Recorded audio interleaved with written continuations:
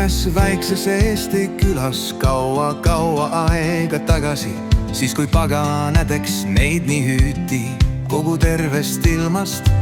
Inimesed tantsuga siis elus hoidsid vanu tavasi. Püha mees ei mitte rõõmu sallinud seda kuuldes riiast. Ja nii algas sõda, mis ei lõpune veel päris pikka aega. Ei vaikime kui otsas pea ja mehed tööd teevad heaga.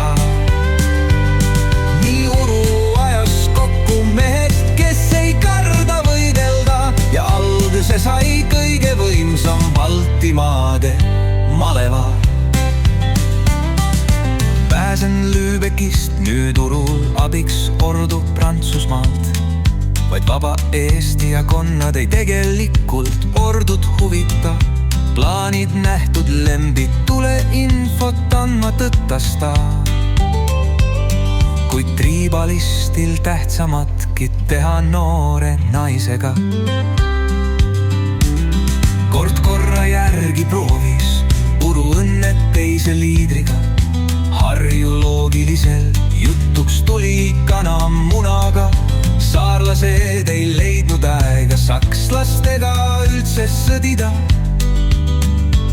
sest hiidlaseid nad tahtsid üle kõige kohe mudida.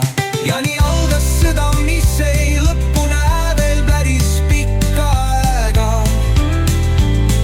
Ei vaikime kui otsas pea ja mehed tööd teevad heaga.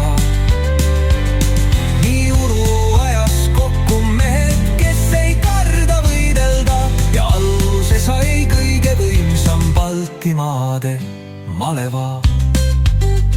Saabus aeg, et mehed lahingpositsiooni paigutada.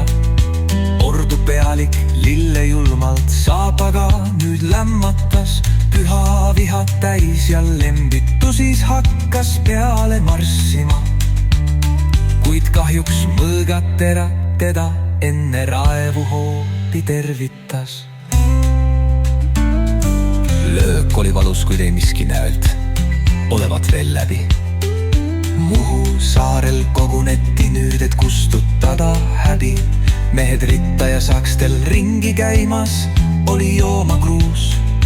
Võitjad selgusid, kui saksad levasid, kui surnud puud. Ja nii algas sõda, mis ei lõpune veel päris pikka aega. Uru rõõmsalt sõjavõitu eksponees, tava järgi ikka väga. Vaid üks hetk hooletust ja tera teda läbis. Kuid vähemalt ei hukka